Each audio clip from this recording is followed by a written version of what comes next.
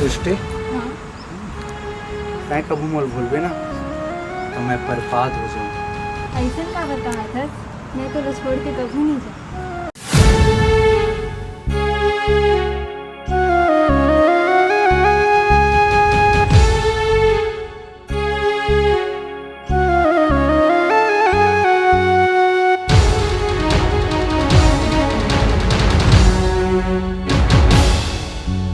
झंतउलना प्यार लमोर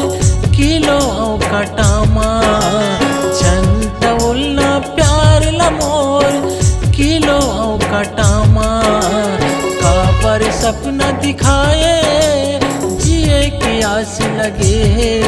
बर्बाद हो जाऊं वो तुर क्रिया खवतियों में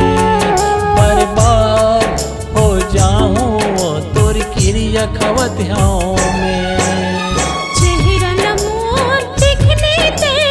बगन बुत ही सही हो क्यों चेहरा नमोर दिखने दे बगन बुत ही सही हो क्यों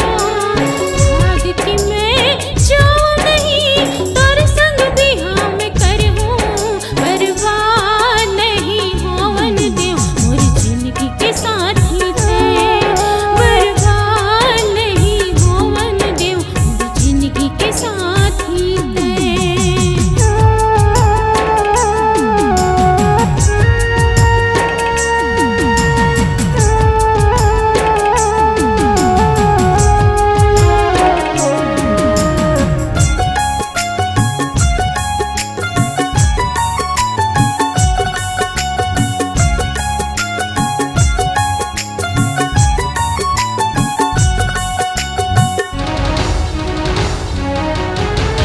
दोस्ती में प्यार का पर होते प्रेम के ढाई अक्षर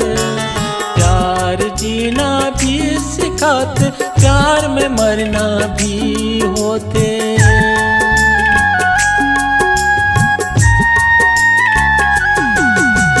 दोस्ती में प्यार का पर होते प्रेम के ढाई अक्षर प्यार जीना भी सिखाते प्यार में मरना भी होते आगे कस खौले तन्हा अब तो सहन नहीं होवे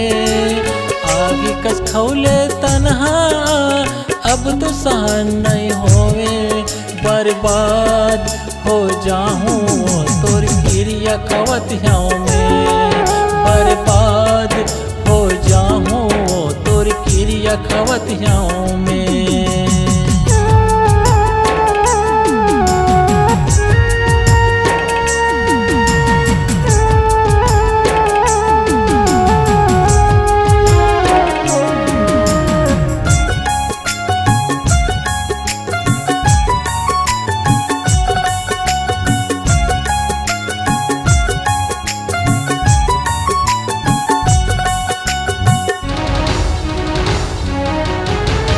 दुखना में अपन सही हो तोर बरयास लगे हैं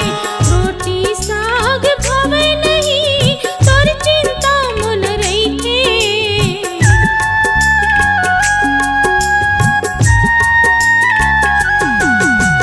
दुखना में अपन सही हो तोर बरयास लगे हैं रोटी साग भावे नहीं तोर चिंता मुल रही थे अब बड़ी ठोकर खायों में हाँ अब तो सहन नहीं होवे अब बड़ी ठोकर खायों में हाँ अब तो सहन नहीं होवे बर्बाद नहीं होवन देव मोरी जिंदगी के साथी थे बर्बाद नहीं होवन देव मोरी जिंदगी के साथी थे। झंतउलना प्यार लमोर किलो कटामा झंतउलना प्यार लमोर किलो कटामा काबर सपना दिखाए जिए के आस लगे